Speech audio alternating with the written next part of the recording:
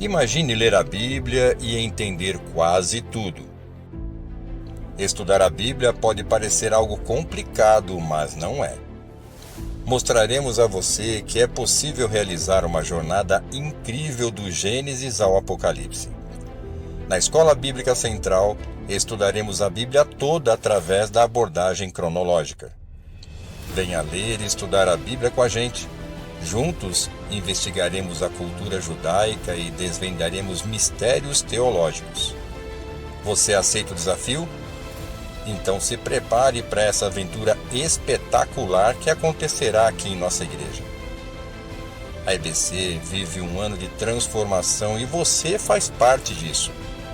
Estude a Bíblia e tenha a mente de Cristo. Graça e paz, meus irmãos, sejam bem-vindos a mais um podcast. Dessa vez faremos o 20º podcast. É o podcast do livro de Eclesiastes. E nessa oportunidade está conosco aqui, aliás, está comigo aqui, o Cadu mais uma vez, para falarmos sobre esse livro. Cadu, dá sua saudação aí para os nossos irmãos. Graça e paz, meus irmãos. É muito prazeroso estar com vocês hoje, estar com o Kleber, o Pedro, né? E a minha filha, que também não está acompanhando aqui a gente hoje, né? Que nós temos momentos de grande edificação, né? Na palavra de Deus, aí aprendendo verdade. com esse livro aí que ele é muito... Como é que a gente pode falar, Kleber? Muitas vezes ele é muito mal compreendido, né? É verdade. É muito mal compreendido. Às vezes, né, Cadu, a leitura dele parece que nem é o mesmo autor do livro de Provérbios que falamos semana passada, né? Porque Provérbios traz tanta sabedoria, né? tanta luz aos nossos corações, né? E de repente você vê o livro de Eclesiastes assim, um livro tão para baixo, né? A gente tem que entender também o contexto que ele está, né? Esse livro. Exatamente, Kleber. Quando a gente começa a ler os comentários, né? Dos comentários bíblicos, né? Cada um vai seguir uma vertente. Sim. Mas para a gente poder entender um pouco melhor o livro de Eclesiastes, necessário é que a gente perceba a autoria, inicialmente, quem foi aquele que o escreveu e que fase da vida basicamente ele estava, né? Exato. A maioria dos escritores eles dizem que atribuem a Salomão a autoria deste livro. E eles dizem, inclusive, que quando Salomão escreveu esse livro, ele escreveu quando ele estava na sua velhice. Então ele já tinha passado por uma série de situações, tinha se inclusive afastado de Deus, e em razão disso ele escreve, né, o livro de Eclesiastes. Eu estava lendo um comentário, Kleber, que eu achei muito interessante de um determinado escritor.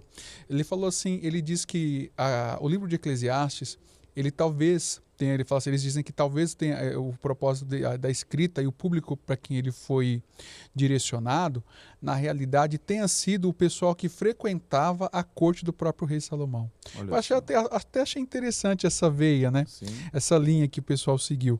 Mas é interessante porque assim, o pessoal que vivia num meio à suntuosidade, porque nós estamos falando nos anos áureos da história do povo de Israel, quando o reino ainda estava unificado, né? Sim. As 12 tribos estavam reunidas, juntas, né? Debaixo de um mesmo governo. Reinado, sim. Agora, o que acaba acontecendo no final das contas é que Salomão se casa, né? Ele começa a estabelecer muitas alianças com outras nações.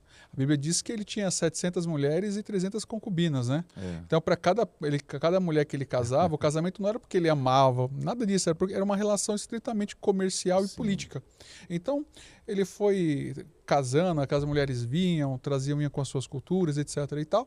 E nesse contexto todo, Salomão, ele começou, durante o transcorrer, ele começou bem, porque pediu o correto, que era a sabedoria a Deus lá atrás, mas ele começou a se perder no transcorrer do caminho. É isso que a maioria dos estudiosos acabam falando, né? Então, no final da sua vida, né? Inclusive o livro de 1º Reis, se não estiver enganado, lá no capítulo 10 ou 11, ele retrata o final da vida de Salomão. Então, ele teria escrito basicamente nessa fase da vida o livro de Eclesiastes, né? Provérbios. E Cantares ele escreve ainda quando ele é mais jovem, quando ele estava no auge dele, e Eclesiastes no final. Exato. E dá mesmo para perceber, né, Cadu, que ele faz aparentemente ele faz uma retrospectiva da vida dele, né? Ele vai falando tudo aquilo que ele conquistou, a gente vai falando ainda hoje nisso, né? Mas você falando sobre o casamento é interessante, né? Que na última aula que nós tivemos aqui na aula de Provérbios, né? Aí os irmãos ali na igreja perguntaram ao pastor Dilson, né? Se de acordo com Provérbios era bom casar, né? Exato. Aí eu pensei comigo, falei, o homem teve 700 mulheres, devia gostar muito de casar, né? Não é? O livro com certeza vai indicar que pode. Mas uma coisa assim que fala muito nesse livro, Cadu, é a expressão vaidade. Ele usa a expressão vaidade inúmeras vezes, né? Vaidade, de vaidade. Como que você vê isso? O que você acha que nesse livro ele está especificando como vaidade? Passar uma maquiagem, usar um cortar batonzinho, o cabelo, né? Ter uma barbinha, o que é vaidade, isso né? aí. É interessante nesse aspecto a expressão vaidade, porque isso vai se repetir por diversas e inúmeras vezes aqui no livro de Eclesiastes. Por exemplo, a gente vai só o primeiro capítulo, isso se repete várias vezes. E essa palavra vaidade, existem algumas expressões dentro do livro de Eclesiastes que a gente tem que guardar para que através delas a gente consiga fazer o que necessariamente, Kleber? A gente consiga ter, para a gente poder entender o livro de Eclesiastes, né? E, a princípio, a palavra vaidade que está aqui, que é uma palavra-chave do livro, se refere a colocar, na verdade, a esperança em algo que é vão, em algo que não tem sustentação, que não tem base, não tem fundamento, né? A palavra aqui, na verdade, inclusive quando ele fala vaidade de vaidades, né? Ele está falando, isso é um superlativo, né? Ele está uma palavra extremamente forte, mas na realidade ele está dizendo o seguinte: olha, não coloque, não aposte todas as suas fichas naquilo que não pode realmente atender às expectativas daquilo que você está criando, né? Sim. Esse é o escopo dessa palavra, não é o cuidado extremado em relação à questão da beleza ou asseio pessoal, não tem nada a ver com isso. O contexto aqui é totalmente diferente. Inclusive, quando a gente pega a NVI, ou a Bíblia na linguagem de hoje, outras versões mais modernas, mais atualizadas, com o português um pouco mais dos nossos dias, né? O pessoal usa a expressão inutilidades de inutilidades, né? Ou seja, para poder mostrar que essa ideia de falta de sustentação, coisa que não tem amparo, futilidade mesmo. Futilidade. É interessante, Cadu, essa expressão vaidade de vaidades, né, que você falou, é o superlativo, é muito comum isso no Velho Testamento, né? Aí nós vamos ver Rei dos Reis, Senhor dos Senhores, Cântico dos Cânticos. Nós vamos ver esses superlativos, né? Bem frequentemente no Velho Testamento. Exato. Né? Mas olha só, falando já de Eclesiastes, você citou, nós citamos, né, a questão vaidade. Aqui logo no segundo versículo, no primeiro também já fala, né? Não, no segundo versículo, diz assim: palavra do pregador, filho de Davi, rei de Jerusalém, vaidade de vaidades. Diz o pregador, vaidade de vaidades. Tudo é vaidade. Então parece, né, que ele fala o seguinte: olha, tudo que tem nesse mundo tudo é fútil, né? Não, nada presta, né? É uma retrospectiva mesmo, né, Cadu, de tudo aquilo que ele fez e os momentos que de fato ele errou. Ele conquistou muita coisa e em algum momento ele errou a mão, né? Ele colocou as coisas acima do que deveria, né? Sim, inclusive essa é a chave para a gente poder... Eu falei sobre a questão da expressão vaidades de vaidades, né? Mas dentro do livro de Eclesiastes, outras expressões, ou até uma liçãozinha de casa a gente fez na escola dominical, né, Kleber? Toda vez que você que vai ler o livro de Eclesiastes, o que você tem que fazer? Começa a sublinhar ou marcar ou pintar toda vez que aparecer a palavra vaidade ou vaidades de vaidades, ou a palavra debaixo do sol, a expressão debaixo do sol ou debaixo dos céus. Por quê? Tudo que está escrito aqui na Eclesiastes, até tem uma escritora, Kleber, que eu gosto muito dela, ela diz assim, de uma forma, ela usa um linguajar muito contemporâneo, ela diz assim, que Eclesiastes, o livro, né, em si, essa trajetória, essa retrospectiva, digamos que do escritor, nada mais do que a visão, é o registro de Deus da forma como o homem encara a vida, debaixo do sol, no andar aqui de baixo. Ou seja, o homem ele está olhando apenas na esfera material, basicamente, está ignorando a realidade de Deus lá, que Deus está no seu trono, e ele está vivendo a vida ignorando a existência de Deus.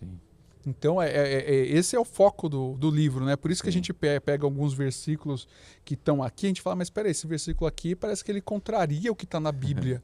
Mas, na verdade, não. É Deus registrando a forma, aquilo que o homem, a forma como o homem enxerga a vida, né? Verdade. Sem ele. O Cadu, lembrando também que no Velho Testamento, eles também tinham uma visão diferente do céu.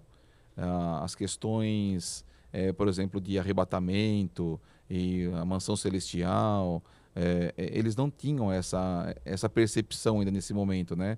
A gente vai ver isso só no Novo Testamento. Então ele está Sim. avaliando de fato a vida dele, de quando ele nasce até quando ele morre, né? É o período que ele está avaliando nesse livro, né? E ele, assim, aparentemente, né, queria que você falasse um pouco sobre isso. Ele começa, como você falou, né, ele começa bem o reino, aí ele se perde no caminho, ele começa a ter mulheres e alianças, que você falou, né, políticas. E então o coração dele, ele chega até a idolatrar em algum momento, né? Ele se preza até a prestar homenagem, digamos assim, a ídolos, né? E ele acaba se perdendo na vida dele. Mas no final, assim, ele já está no... Ele parece que volta, então, e ele começa, então, a entender que tudo aquilo que ele fez, nos momentos que ele fez sem Deus, aí foi tudo vaidade, foi tudo vão, né? Foi tudo inútil, né? É assim que você vê também esse livro, como que é a Sim, sua visão?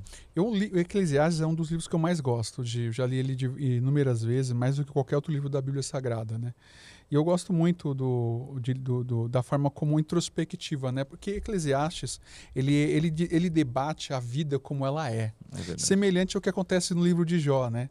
Então, as expressões, a forma como o próprio escritor ele vai escrevendo as coisas, né? Ele vai falando sobre os grandes dilemas da vida e a forma como ele olha, como ele acha as coisas. Por isso que a gente fala que é o registro de Deus acerca dos pensamentos dos homens. Porque é como o homem olha as coisas, né? Em momentos de indignação, em momentos de raiva, onde ele percebe que tem injustiça. E dentro da pergunta que você fez agora, o que eu entendo é que basicamente acontece justamente isso. Sim. Ele tem uma vida onde basicamente parece que ele está totalmente fora, né, de Deus, ele acaba se perdendo, mas no final, né, principalmente quando a gente chega no capítulo 13, se não tiver, capítulo 12, né, versículo 13, acho que é de Eclesiastes, na versão antiga dizia em suma, né, ou seja, em resumo, né, de tudo que se tem ouvido, o fim é: teme a Deus e guarde os seus mandamentos, pois este é o dever de todo homem. Ou seja, é como ele está cansado de olhar tudo o que está acontecendo aqui basicamente debaixo do sol, debaixo do céu, aqui no âmbito terreno, aqui nesse andar, e agora finalmente ele se volta para cima, ele se volta para Deus, e a partir daqui ele fala: puxa, olha, se eu quiser realmente ter uma satisfação plena e absoluta, eu só vou encontrar isso em Deus, no andar de cima, acima do céu. É engraçado, eu falei no outro podcast, né, como a Bíblia ela se completa, né? Eu ouço às vezes, muitas vezes, algumas pessoas falando: a Bíblia é um livro que se contradiz, né? Até muitos anos atrás, sei lá, uns 30 anos atrás, um rapaz que trabalhava comigo, ele falou: a Bíblia se contradiz muito, né? E por azar dele, eu tinha uma Bíblia na minha gaveta, né? Eu falei: rapaz, olha, eu te pago, não lembro qual era a moeda na época, né? Eu te pago tantos cruzeiros, sei lá, cruzados, para cada vez que você achar. Aí ele falou: mas agora eu não lembro de nenhuma. Eu falei: então tudo bem. O dia que você lembrar, você me traz, né? Que a proposta ainda está de pé. Mas a Bíblia, ela se complementa, né? Sim. E olha só, em primeira carta do apóstolo São Paulo aos Coríntios, no capítulo 10 e 31, ele fala assim: portanto, quer comais, quer bebais, ou façais outra coisa qualquer, fazei tudo para a glória de Deus. Então parece que Salomão agora está pensando de fato nisso, né? Ele falou: olha, eu fiz muita coisa que não era para isso, tudo isso é vaidade, mas eu estou consciente agora na minha velhice que tudo isso foi em vão. A gente tem que fazer as mesmas coisas para a glória de Deus, né? Isso. Até o próprio apóstolo Paulo no Novo Testamento, Kleber, ele usa essa mesma expressão, né? Claro que nós estamos falando de que o Novo Testamento é escrito em outro idioma. Eu não me recordo, não vou nem falar a palavra, porque vai que eu erro aqui e depois já viu. Mas existe uma expressão que é usada para vaidades. Ele usa, se não estiver enganado, acho que é na Epístola aos Coríntios ou aos Romanos. Eu acredito que foi aos Coríntios. Ele usa essa expressão como fosse vaidades de vaidades, né? Mas é um equivalente aí no grego, né? Basicamente aí. Muito curioso. E Mas ele também parece, o Cadu, que logo no começo do capítulo, ele ainda está entendendo que a vida é muito curta, né? Sim. E a gente também, né? Se for avaliar, eu tô com 55 anos, já falei para os irmãos, né, outras vezes. Eu tenho 55 anos e você vê que a vida passa de fato muito rápido, né? Ainda ontem, antes de ontem, estava conversando com meu filho, né? Falei, filho, daqui 10 anos eu estou com 65 anos.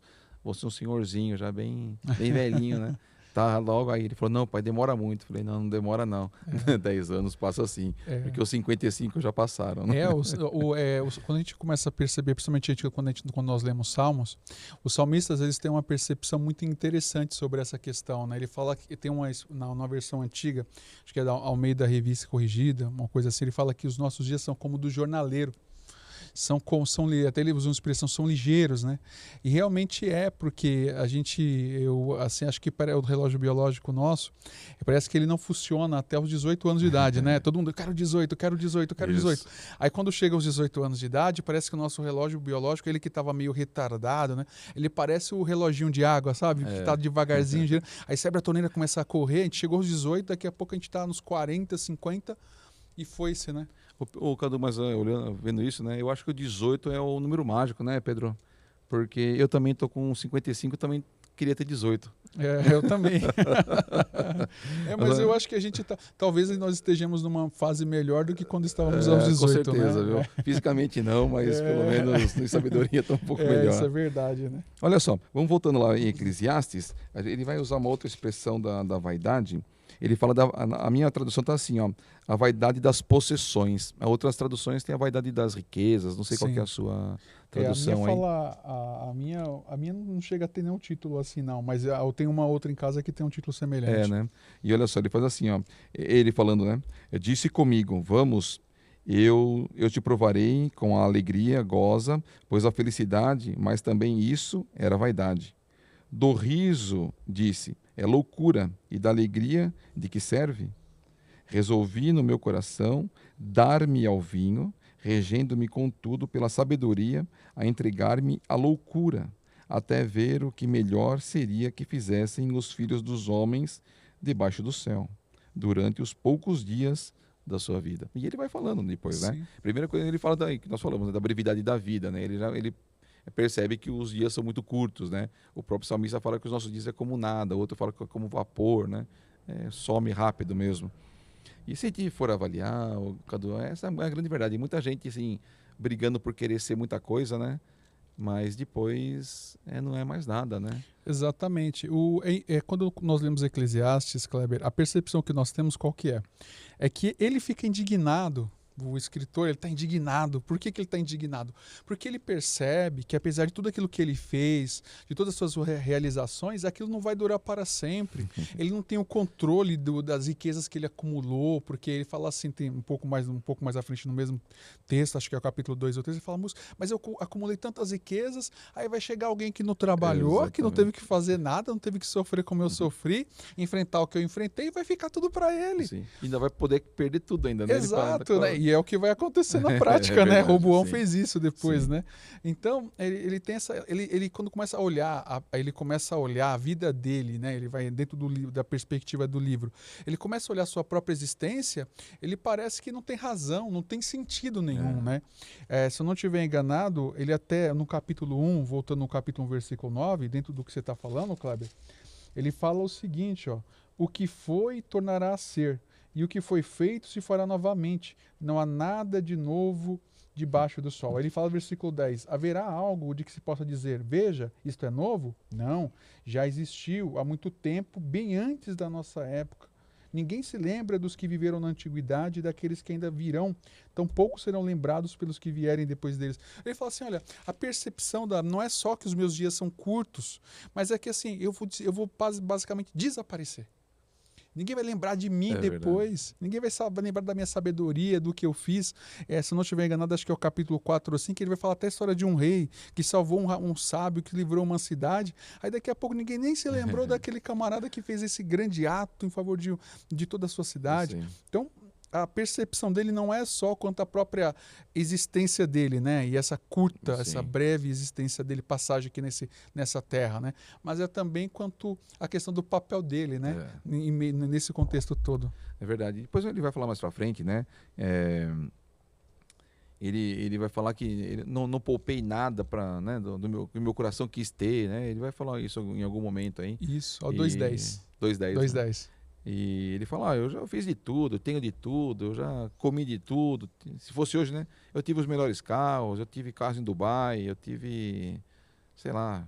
Eu acumulei, eu investi, né? Ganhei muito dinheiro na bolsa, né? Eu fiz de não tudo, sei o quê. É engraçado, né? Não tenho nada, né? Não tem nada, porque o que acontece no capítulo 2, versículo 1 até o, vamos dizer assim, até o versículo de número 11 aí, ele mostra toda uma aventura, uma trajetória, porque ele lutou para conseguir as coisas, ele lutou, ele provou de tudo que ele pôde, né? O versículo 10 é muito categórico porque fala, não me neguei nada que os meus olhos desejaram, ou seja, aí ele fala, ó, versículo continua, não me recusei a dar prazer algum ao meu coração. Na verdade, eu me alegrei em todo o meu trabalho. Essa foi a recompensa de todo o meu esforço. Só que o versículo 11 fala, depois de você ter feito comprado, depois de tantos casamentos, depois de tantas possessões, de ter conseguido tudo aquilo que na época tinha valor, né?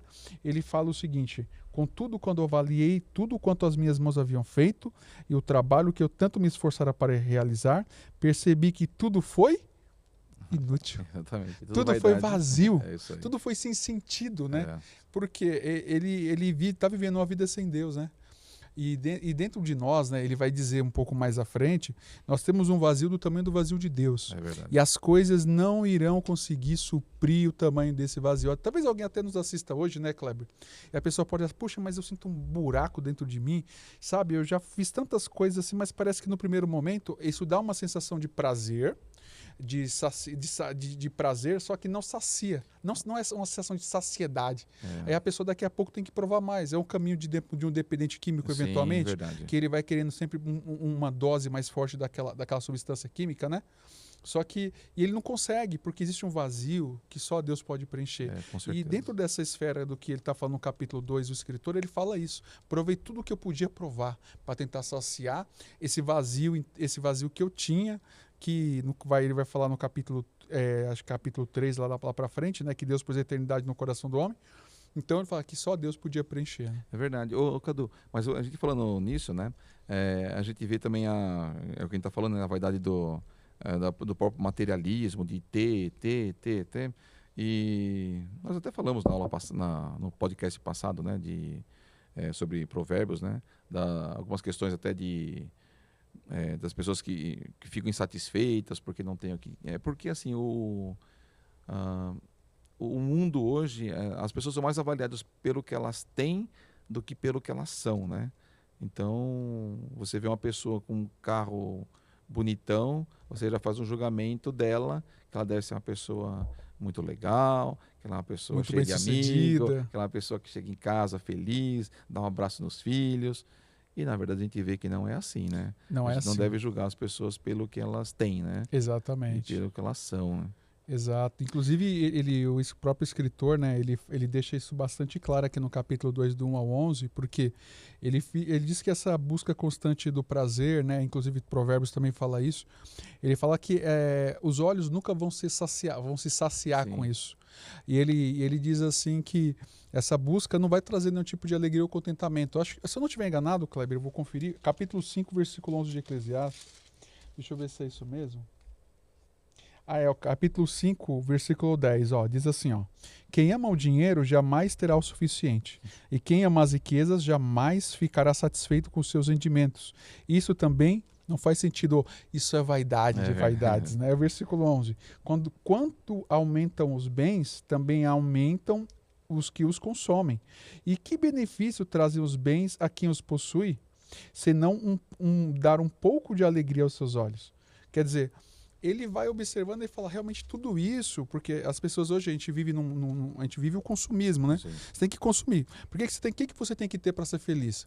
Você tem que ter a última roupa de marca, você tem que ter o último carro, você tem que estar frequentando os melhores lugares. Sim. Entra no Instagram, né, nós comentamos na aula passada, Quem é que posta no Instagram assim, hoje eu acordei, hoje eu não tô bem, tô devendo, só uns malucos que fazem isso, né? Um pequeno, mas a maioria, todo mundo posta coisas bonitas, coisas que você tem que adquirir, comprar, ter, né? Assim como o escritor aqui, não o salmista, aqui o escritor do capítulo 2, ele fala, eu fiz para mim.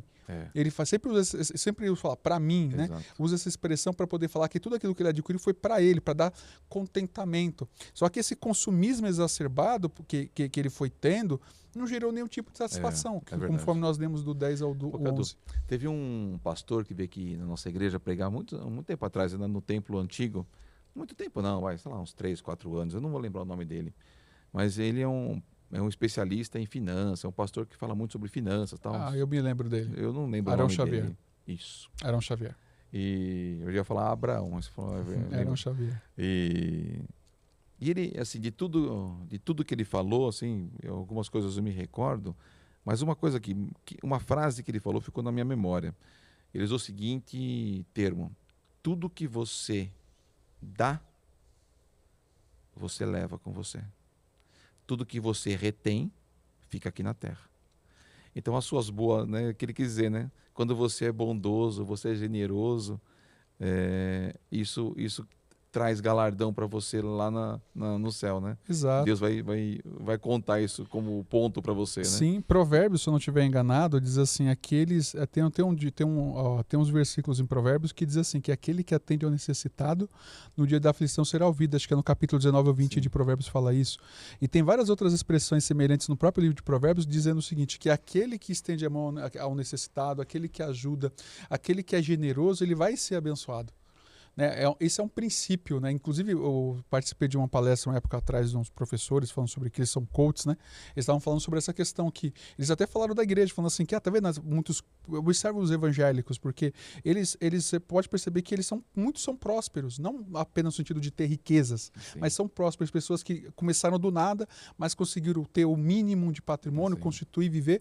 Aí eles disseram o seguinte, por quê? Porque eles aprenderam que aquilo que eles ganham, eles falando, esses coaches, aquilo que eles ganham, eles também têm que devolver. Aí eles dão dízimo, eles dão oferta, eles ajudam. Né? É a semente, é a semeadura. Eles falando isso, eu fiquei até preocupado. Falei, nossa, né, os coaches falando isso, mas é uma grande realidade. Esse é um princípio do reino. É um princípio, exatamente. Então muita gente prospera, mesmo não sendo cristão, né, mesmo não temendo a palavra de Deus, mas tem no coração esse princípio da semeadura, né, e Deus vai abençoar. Outra coisa, Cadu, que ele fala muito nesse livro aí é a questão do tempo. Ele fala, né, há tempo de nascer, há tempo de morrer, há tempo de ficar feliz, tempo de ficar triste. Está no capítulo 3, 3 de Eclesiastes. E eu queria te fazer uma pergunta.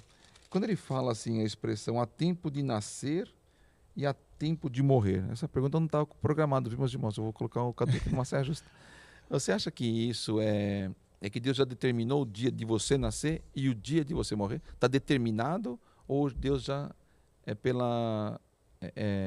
onisciência de Deus, né? Pelo conhecimento de todas as coisas, ele sabe o dia que você vai morrer. Como que você irmãos, o Kleber gosta de colocar a gente não sai justa, viu? Vou chamar o Meneghel. Meneghel, olha, vem aqui. Meneghel que gosta. Meneghel que gosta. Essa é uma pergunta difícil de ser respondida, mas assim, dentro do contexto que a gente está falando aqui, eu observo da seguinte maneira, né? Essa questão dessa expressão aí que há um tempo determinado para todas as coisas, né? Inclusive, até a minha filha tinha aprendido, ela aprendeu esse versículo hoje, né, filha? Ela aprendeu há um tempo determinado para todas as coisas debaixo do sol.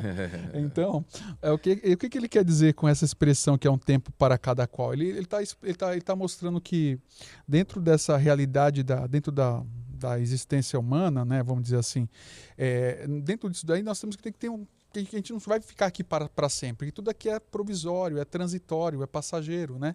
Sim. Mas é claro que Deus, dentro da sua onisciência, ele já sabe o dia que a gente vai morrer. É como o pessoal discute bastante aquela expressão lá de Isaías capítulo, acho que é 37, 18, quando o Isaías chega para Ezequias e fala assim, olha, arruma a tua casa que você vai morrer, aí ele ora, tal, e Deus fala assim, eu vou acrescentar tantos anos aos seus dias. É como se ele fosse, tem gente que acredita que ele vai morrer naquele dia. Sim. Outros dizem que ele ia morrer naquele dia, mas Deus acredita naquele dia, sim, mais alguns anos. Mas seja de uma forma ou de outra, cada um pode interpretar da forma como quiser lá, mas assim, fato é que Deus acrescentou os dias para ele, né? E eu tô usando essa expressão para mostrar o seguinte, que dentro da presença de Deus, independente se Ezequias ia morrer naquele dia ou se ia morrer daqui a um ano, Deus aumentou os dias dele, né? Conforme está lá na Bíblia que Deus aumentou, fez com que todo o universo girasse o contrário para poder cumprir a promessa para ele. Isso quer dizer apenas uma coisa, que na presença de Deus, Deus sabe todas as coisas. Agora, Deus sabe todas as coisas lá. Agora, aqui embaixo, a gente tem que entender que existem, às vezes, nós temos que entender as estações da nossa própria vida. Exato. Né? O próprio escritor aqui no capítulo 4, ele deixa bastante claro referente a isso. Ele usa até várias expressões, tem tempo que ele fala assim, tempo de matar e tempo de fazer viver, se referindo à questão de guerras que os reis saíam, né, geralmente, Exato. tempos de batalha. Ele fala sobre tempos de luto, tempos de alegria, porque tem momentos de rir, de fato, tem momentos de você ficar triste. Então ele começa dentro dessa visão de debaixo do sol, falar o seguinte, olha, vocês têm que entender que aqui, enquanto nós vivemos aqui nesse mundo, debaixo aqui, vamos colocar nesse andar aqui, nessa esfera, na realidade, você tem que entender que nem sempre vai ser da forma como você quer, nem sempre você vai ter o controle de todas as coisas, mas de toda e qualquer forma, embora você esteja aqui vivendo todo esse tempo, existe alguém além que é atemporal a tudo isso. Sim, é Né? verdade. Porque Sim. a gente está falando das coisas que acontecem aqui debaixo do sol. O tempo é a nossa contagem, né? É a nossa contagem. O tempo de Deus é outro, né? Exatamente, a nossa existência aqui. Exato. Eu entendo essa expressão como há tempo, né, para ficar feliz, tempo para tristeza, para guerra, de paz, né? Tudo que ele faz. A impressão que me dá é isso mesmo que você falou, né? A vida é uma montanha-russa, né? Tem um podcast do pastor Luiz Saião, que alguém alguém usa a seguinte expressão: o mundo é um lugar perigoso para se viver, né? Então, que é uma montanha-russa de emoções, né? E eu sempre uso a expressão, né? Eu usei várias vezes já, que nada é para sempre, né? Então, mesmo no momento de alegria, vai haver um momento de tristeza, né? Sim. E na tristeza também haverá momentos de alegria, né? Exato. E a gente não está... aparentemente, em algumas igrejas hoje pregam, vem para Jesus, que seus problemas vão acabar, vai acabar o problema com saldo no banco, vai acabar o problema com a família, o filho não briga mais, a sogra já não te perturba mais, sabe? A impressão que dá é que você aceita Jesus e uma bomba atômica explode ao seu redor e tudo que está de errado se conserta, né? E aí eu prefiro ficar com a expressão de Jesus, né? No mundo tereis aflições, né? Mas tem de bom ânimo. Exato, Eu venci o exatamente. mundo. Dentro do que você está falando, voltando à perspectiva que eu falei no começo, quando a gente estava começando a falar sobre o livro de Eclesiastes, né?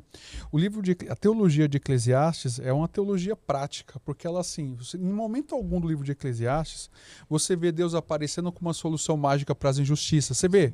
Não, Deus não aparece falando o seguinte, olha, aqui, olha, você pode perceber que, inclusive, tem uns textos aqui que, às vezes, ele fala assim, olha, eu não vejo diferença entre o justo e o injusto, entre o sábio e o tolo, porque os dois têm o mesmo fim, os dois vão morrer. Exato. Né? Ele fala assim, olha, eu ia acontecer isso, eu vi acontecer aquilo, eu vi as injustiças debaixo do sol, e eu vi as pessoas chorarem e ninguém atendia. Quer dizer, aonde que Deus está nesse cenário? Mostra uma teologia em que a gente não tem uma solução mágica para resolver os nossos problemas, né? É o que você acabou de falar, porque hoje muitas pessoas vivem o que a gente chama de teologia da prosperidade, dentro dessa teologia progressista em que as pessoas têm que sempre estar bem. Só que dentro do contexto de Eclesiastes, você não vai perceber isso. Você fala assim, olha, infelizmente na vida existem sofrimentos, existem problemas, existem dificuldades, existe calor, existe frio. Só que o ponto principal não é esse. Porque assim, existe uma finitude para a nossa existência. Sim. Só que nós que somos cristãos, a gente vive com uma perspectiva de reino. Uma perspectiva de algo que vai além do andar aqui de baixo. É isso que fica, como nós falamos logo no começo, né? Nós entregamos logo todo o contexto logo de cara. Mas ele fala o seguinte, olha, a solução não está aqui no andar de baixo, debaixo do sol, debaixo dos céus. A solução está olhando para cima. É verdade. Né? A solução está em Deus. Quando a gente encontra, de fato, uma vida com propósito, de realizações em Deus a gente vai encontrar a verdadeira felicidade e o verdadeiro propósito para se viver. Aí nós encontramos sentido para essa vida que, para muitos filósofos, não tem motivo de se viver, né? Eu ouvi um filósofo, estava ouvindo uma palestra com 3 filósofos, né? brasileiros, né? Nem vou falar o nome deles aqui.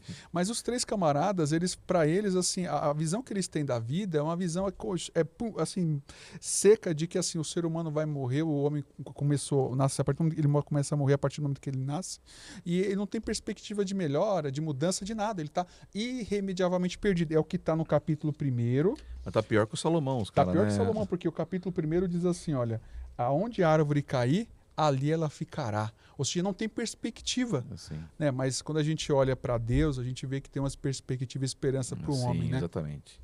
Que não é só aqui, né, Cadu? Não é só aqui. Olhando ainda a questão do tempo, né, a gente vê que, embora a gente estava falando isso, né, que quando falamos dos 18 anos, né, a gente vai ficando mais experiente, porém mais cansado fisicamente, né? Sim. Então é uma controvérsia da vida, né? Você nasce bem, com bastante virilidade, né? Com bastante vigor, né? E sem conhecimento nenhum, né? E à medida que você vai adquirindo conhecimento, todo o vigor vai se indo embora, né? Mas para Deus não, né? Porque até a expressão usa Deus é o mesmo ontem, hoje, eternamente, né? Exatamente. E Deus vai intervir na história da forma que Ele quer, quando Ele quer, né? Exato. Independente de tempo, independente de nada. Até anotei aqui uns termos na Bíblia, né? Quando Deus interviu na história, né? Quando chegou na Esther e colocou a Esther, né? Usou todo o contexto para colocá-la no palácio. Quando Deus pega Abraão da sua terra e leva ele para formar uma grande nação. E a gente for ver José, que foi vendido como escravo e virou um grande governador. Tal. Então, Deus vai intervindo na história, mas independente do tempo. Né? Exato. Ele vai ditando o tempo, né? E nós vamos contando os dias, mas Deus com certeza não, né? Ele não precisa ficar contando, não vai ficar contando os dias para fazer acontecer as coisas, né? Mas como tem uma música de um cantor gospel, né, que assim, que diz assim que a canção diz assim que o tempo vai passando, eu nem percebo, né? Metade das pessoas que me conheciam dizem, enlouqueceu, né? Porque as atitudes da gente começam a mudar, a gente começa a repensar alguns conceitos que a gente tinha que eram errados, a gente começa a ser mais ponderado, né? Porque a sabedoria com o tempo vai nos transformando, né? Verdade, a graça sim. de Deus vai nos transformando, né? Essa é a grande realidade, né? E aí ele parece, né? O escritor, né? O Salomão, ele parece que então não tem mais felicidade, né? Não tem, ele fala, não tem mais alegria, parece, né? Ele aparenta estar totalmente insatisfeito com tudo aquilo que ele viveu já. E acho que ele está fazendo uma retrospectiva, eu tô acabando já, e de fato o que eu fiz não me trouxe, é o que você falou, né? Do vazio, né? O vazio ainda está aqui dentro ainda, né? Exatamente. E aí, lá no capítulo 2:10 que nós falamos, né? Ele fala, tudo quanto desejaram os meus olhos, não neguei. Eu fiz tudo o que podia para ser feliz. E não fiquei feliz. Então, na Eclesiastes, ele usa a expressão, 3 vezes a expressão fiz. Ele está falando de conquista, de ter, né? Mas... E depois ele usou uma expressão que você mesmo usou, né? Eu enriqueci, mas vou acabar sem nada, né? Vou acabar com a mão na frente e outra atrás, né? Vou ficar sem absolutamente nada. Ele está falando, isso não traz felicidade. O ter não traz... É assim, é bom ter, né, Cadu? Sim. Mas... O que na realidade, até parafraseando o que você acabou de falar, o que fica bastante claro, né, é que o excesso, na verdade, ele diz eu fiz, ou seja, é o ativismo. É o excesso de ativismo. Acho que essa expressão que você queria usar, né? O excesso de ativismo, ou seja, para eu poder ser feliz eu tenho que fazer. Eu até estava conversando com uma cliente ontem que eu atendi no escritório, né? Ele estava falando sobre isso, porque a gente tem que estar sempre fazendo alguma coisa, não é verdade? Você tem que estar fazendo o quê? Não, eu tenho que fazer isso, eu tenho que ir na academia, eu tenho que ler um livro, eu tenho que fazer aqui, eu tenho que assistir um filme, eu tenho que não sei o quê, eu tenho que até assistir, tem um pessoal de um podcast que eu assisto, né? Onde era como ter uma vida saudável aos 50 anos, uma coisa assim. Aí ele fica parafraseando, não, porque agora, depois dos 50 anos, eu sou mais feliz, porque agora ele começa a listar um monte de coisas que ele tem que fazer para ele poder estar bem. Sim. E assim, na verdade, e o escritor aqui de Eclesiastes, ele é bastante claro, porque tudo que ele estava fazendo era para ficar bem. E a gente acha que se você fizer uma faculdade, aí você faz uma pós, aí você faz o MBA, faz um mestrado, Sim. faz um doutorado, faz isso, você pega algum outro cargo dentro da instituição que você trabalha, aí aí sim você vai estar bem. Aí nessa busca desenfreada de tentar conseguir as coisas, né? E nesse caminho, né?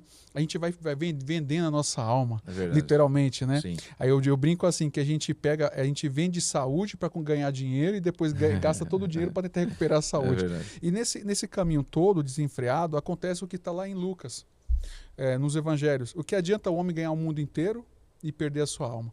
A gente perde a nossa alma, a gente perde a família, a gente perde os amigos, a gente perde tudo. Porque tudo aquilo que a gente tinha de mais valor, aquilo que é mais importante, ficou para trás. É verdade. Não é? Então, esse excesso de ativismo, na verdade, ele não é algo positivo, né? Porque assim, a gente aprendeu assim que, na verdade, você não precisa fazer uma coisa só de cada vez, não. Você pode fazer várias. Aí o que acaba acontecendo é que a gente começa a fazer várias coisas ao mesmo tempo, e eu acho que eu sofro com isso, acho que várias pessoas também, não sei se você sofre com isso. Você começa às vezes a fazer uma coisa, daqui a pouco você está na quarta e não terminou a primeira. Exato. E tudo isso por quê? Porque a gente tem que fazer várias coisas ao mesmo tempo. E na verdade a gente tem que se concentrar no nosso momento, né? O nosso tempo aqui qual que é? É o Cronos, é o agora.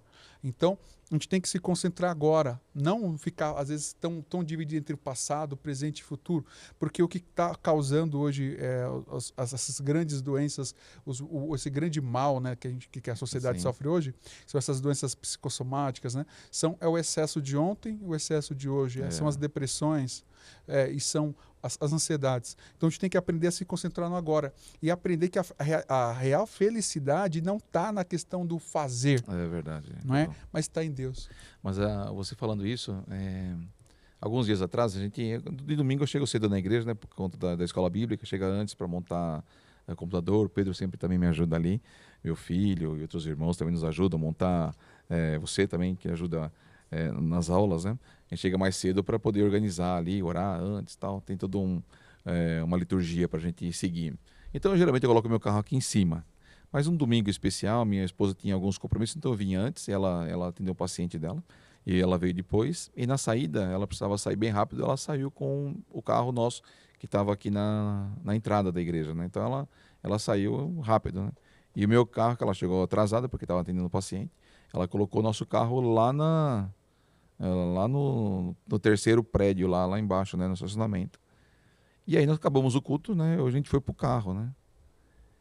E aí ficamos meia hora para sair aqui do templo, né.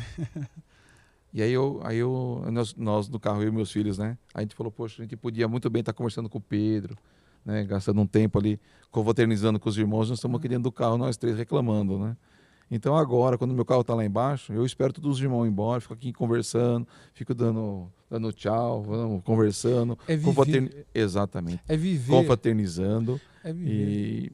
E depois, na hora que esvaziou, a gente vai embora. Mas, viu, irmãos, você que está nos ouvindo aí, é dessa igreja aqui, não faça isso também. Porque senão, depois do culto, vai ficar todo mundo uma hora conversando e vai todo mundo sair depois. Então, pode continuar indo normal. Deixa que eu fico lá com os irmãos conversando, não tem problema nenhum. É verdade, mas é viver o momento, né? Eu estava conversando com essa minha cliente e falei assim que hoje a gente está mais do que conectado com tudo e afastado de todos. Na verdade, a gente conversa com todo mundo, a gente conversa pelo WhatsApp, no aplicativo, mas a gente não olha nos olhos das pessoas. Sim, sim. Na verdade, porque a gente está sempre com o celular na mão e virou algo tão instintivo que para onde você vai está esse aparelhinho. E essa fonte de ansiedade, né? É verdade. Até ouvi um tempo atrás alguém falando, né, que o celular veio para ganhar tempo da gente, né? A gente antigamente... Ô Pedro, você chegou a ver os telefones fixos ou não? Na minha casa tinha um grandão assim vermelho, parecia do Batman, sabe? Aquele do telefone do Batman. E assim, era tão difícil a gente se comunicar, né? A gente tinha que... Ligava no orelhão, fazer qualquer coisa, né? Era a comunicação difícil. Tem até ficha ainda, deixa eu procurar lá. E aí, assim, o telefone veio, ganhamos tempo, a gente ia no banco, ficava horas na fila do banco. Hoje o telefone... ganhamos mais tempo disso. E a gente ia no RH, agora tudo, né, da empresa. Hoje vem tudo no celular, vem tudo por e-mail, tá tudo pronto. Enfim, nós ganhamos tanto tempo e acabamos com o nosso tempo ainda, né? Pois é, porque a gente fica tanto tempo no celular que a gente não conversa, a gente não vive, a gente não abraça. Às vezes você está num local bonito, né? Para você poder tirar, para você poder contemplar a beleza, a criação de Deus, né? Imagina se naquela época, quando foi escrito, por exemplo, acho que é o Salmo 90, é o 19, que diz assim que os céus manifestam a glória de Deus e o firmamento anuncia a obra de suas mãos. Acho que é o 19, versículo 1, se não estiver enganado. Imagina se ele tivesse com o celular na mão. Não vou escrever não, eu vou tirar foto aqui. Vou mandar a gente faz isso, ao invés de contemplar e dar glória a Deus, a gente tira foto. Isso, a gente fica preso nas telas do celular. Né? Exatamente. A gente vê o mundo pela tela do celular. Pela tela, né? O Cadu, para a gente concluir aqui, ele usa um termo muito interessante também, nós já falamos até um pouco disso agora, mas eu queria entrar um pouco mais com detalhe. Então, em Eclesiastes 9, ele fala assim, você usou, que é a ilusória prosperidade dos ímpios. Ele está falando que os ímpios também ficam ricos, né? Ele fala, Senhor, eu te sirvo, mas tem cara que não faz nada aí, né? Ainda mais naquela época, né? O judeu tinha muito essa questão, né, de quem estava em Jerusalém, quem estava na terra deles era abençoado e para fora dali era tudo amaldiçoados, né? E ele está vendo outras nações prosperarem também, né? Então, acho que esse julgamento é bem pertinente para os dias dele, né? E bem pertinente mesmo. E às vezes alguém, assim, até no meio da gente, às vezes a gente pode questionar isso. Senhor, por que eu te sirvo e passo com tanto aperto e o cara que estava do meu lado aqui... que anda, né? Se a gente começar a olhar, esse tema é um tema muito recorrente nas escrituras, né? Você vai ver que no Salmo 73 ele é muito bem abordado, né? Para o Salmo de Asaf. Você vê a questão Abacuque fala bastante sobre, é o drama de Abacuque lá no livro dele. E no Salmo 37 ele é bem abordado também. Então, você percebe que essa questão da aparente prosperidade dos ímpios é algo que pode nos induzir até a erro. Por quê? Se a gente começar a olhar sobre esse prisma, né, sobre essa perspectiva, né, que é a perspectiva que ele tem aqui, é a perspectiva humana, a gente pode até ser induzido a murmurar contra o próprio Deus, como diz lá no Salmo 73, né? Porque ele fala assim, quanto os meus pés, eles quase se desviaram ao ver a prosperidade dos ímpios. Exato. Ele vai dizer que porque eles aparentemente parece que conseguem as coisas com facilidade. Eles não têm tanto trabalho, não só a camisa como eu transpiro, né? Sim. Ele vai usando algumas expressões semelhantes, até ele fala, até o momento em que eu entrei no templo. Por quê? Ele está tendo uma perspectiva errada das coisas, porque o evangelho não veio para tornar as pessoas ricas. As pessoas, a partir do momento que elas começam a conhecer a palavra de Deus pode abençoá-las, ficarem ricas, milionárias, e que Deus abençoe os filhos de Deus para que tenham prosperidade, essa prosperidade física, né, no ponto de vista de riquezas, e possam abençoar outras pessoas, né, porque Deus não deu só para nós, aquilo que Deus dá para nós, seja, Ele não deu apenas para nós, Ele deu para que nós abençoássemos o reino dele, né? Então, isso tem que voltar para o reino, tem que ser usado para o reino de Deus. Romanos 11:36 é o princípio básico. Porque dele, por ele e para ele são todas as coisas. Então, esse é o princípio. E aqui, quando ele olha a prosperidade dos ímpios, é uma coisa, ele fica assim indignado, porque ele fala assim, nossa, isso aqui está errado, né? Isso vai de encontro ao que nós falamos agora há pouco da teologia da prosperidade. Por quê? A teologia da prosperidade ensina assim, irmãos. Se você eventualmente é um crente, salvo em Cristo, cheio da graça, vai para o céu, por que você então fica doente? Por que então você fica desempregado? Por que então algumas necessidades, privações ou problemas batem na sua porta? Como que pode? Por que às vezes a cama é curta e o cobertor é estreito, usando um termo que está lá no livro de Isaías, né? Para você. Você não é crente, então, se você enfrenta essa realidade, né? De acordo com o ponto de vista da teologia da prosperidade. Mas, na verdade, o reino de Deus não veio com esse propósito. Deus de Cristo não veio para tornar as pessoas ricas, mas para levá-las para o céu. E aí, Cadu, eu já vi alguns pregadores aí, usando umas expressões assim que, né, para mim, né, pelo que eu aprendi na minha vida de cristão, não cabem, né? Eu vejo pessoas que falam, Senhor, eu exijo... Isso é perigoso, hein? Eu exijo que aconteça tal coisa. Senhor, eu quero assim, eu exijo. Eu queria saber se essa pessoa chega em casa e fala para a mulher dele, eu exijo que tenha... Que você faça o meu prato preferido hoje. Isso. Eu exijo que a minha roupa esteja passada agora para eu ir na igreja. Eu exijo. Eu queria ver se... E a pessoa está exigindo de Deus. E não é isso que nós aprendemos, né, De forma alguma, de forma alguma. Quem podia exigir tudo de nós é Deus, né? É, exato. E nos trata com tanto amor e generosidade. Se a teologia da prosperidade ela tivesse lastro, né, se tivesse base, fundamento bíblico, Kleber, Paulo, ele então foi alguém que estava em pecado, né? Muito, Seria né? alguém, porque ele diz lá em Romanos 8, foi até lido no começo do culto de domingo, acho que pelo pastor Edmar, né? Acho que foi o pastor Edmar que deu a abertura, ele falou assim, ó, capítulo 8, ele diz lá no finalzinho, né, ele falou assim, mas o que diremos, pois, a vista dessas coisas? Se Deus é por nós, quem será contra nós? O versículo 32, mas os anteriores fala. O que é que, acho que foi, não, o pastor Edmar não, foi o pastor, esqueci o nome do pastor, não. Mas o que o interessa, ele faz, a expressão é, o que pode nos separar do amor de Deus? É a fome? É a nudez? É a escassez? Sim. É isso? É aquilo? Né? Ou seja, nada disso, né, pode eventualmente nos separar do amor de Deus. Inclusive, quando Cristo estava aqui, né, aquela mulher ia derramar aquele unguento, derramou um unguento sobre ele, né? Aí Judas começou, nossa, né, porque ele era ladrão, né? Mas se podia pegar isso aí e vender por uma grande fortuna e ajudar os pobres. Né? Aí Jesus fala assim, aí o pessoal começa a falar essas coisas, daqui a pouco Jesus fala assim, olha, vocês sempre vão ter os pobres com vocês. Quer dizer, alguns problemas, algumas questões são inerentes à vida. Então, a questão de ficar doente, às vezes ficar desempregado, passar por um aperto, por um problema, é algo inerente à nossa existência. Não é isso que vai definir a nossa teologia. Vai definir, quando eu falo teologia, é a forma como nós vemos Deus e o nosso relacionamento com Ele. Não é isso que vai definir. Porque Deus, ele vai continuar sendo Deus, nos auxiliando, nos dando graça, né? Para que a gente consiga triunfar em meio a todas essas coisas. É verdade. Eu queria concluir, Cadu, exatamente com a conclusão que o Salomão faz no livro de Eclesiastes, você até já citou. Ele fala assim, o pregador, além de sábio, ainda ensinou ao povo o conhecimento e, atentando e esquadrinhando, compôs muitos provérbios. Procurou o pregador achar palavras agradáveis e escrever com retidão palavras de verdade. As palavras do sábio são como aguilhões e como pregos bem fixados às sentenças, coligadas, dadas pelo único pastor. Demais, filho meu, atentar não há limite para fazer livros, e o muito estudar é enfado da carne. De tudo que se tem ouvido, a suma é: teme a Deus e guarda os seus mandamentos, porque isso é o dever de todo homem. Porque Deus há de trazer a juízo todas as obras, até as que estão escondidas, para quer sejam boas ou quer sejam más.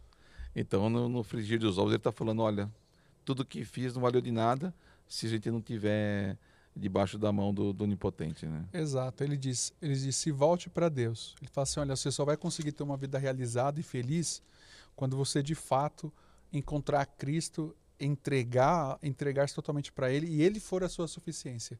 Antes disso, qualquer coisa que você fizer ou qualquer coisa que você adquirir vai ser em vão. É interessante porque ele fala, único pastor, né? Para quem que ele está olhando aqui? João, capítulo 10, Jesus falou, eu sou o bom pastor. É verdade. Ele está olhando para Jesus. Né? Apontando já, Está apontando para Jesus lá na frente. É Jesus que vai ser o bom pastor, que vai trazer descanso e refrigério para a nossa alma. É né? verdade. Muito bom. Meus irmãos, a gente se despede por aqui. Eu quero agradecer aí primeiramente o Pedro, que está aqui nos assessorando nessa oportunidade. Nós temos também uma plateia aqui, a filha do Cadu está aqui conosco.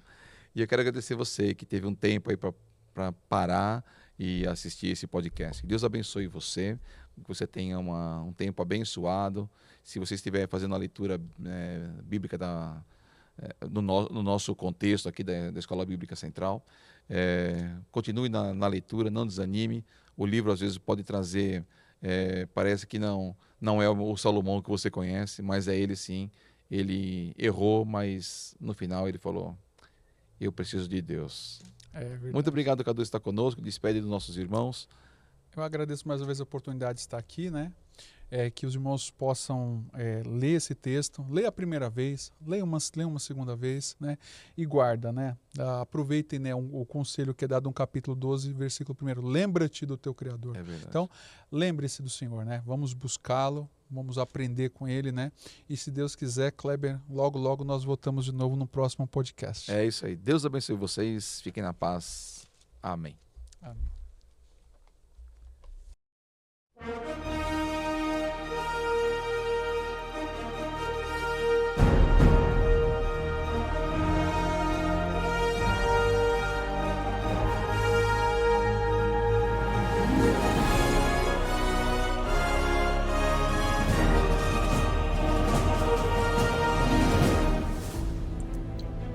Imagine ler a Bíblia e entender quase tudo. Estudar a Bíblia pode parecer algo complicado, mas não é. Mostraremos a você que é possível realizar uma jornada incrível do Gênesis ao Apocalipse. Na Escola Bíblica Central, estudaremos a Bíblia toda através da abordagem cronológica. Venha ler e estudar a Bíblia com a gente. Juntos, investigaremos a cultura judaica e desvendaremos mistérios teológicos. Você aceita o desafio? Então se prepare para essa aventura espetacular que acontecerá aqui em nossa igreja. A EBC vive um ano de transformação e você faz parte disso. Estude a Bíblia e tenha a mente de Cristo.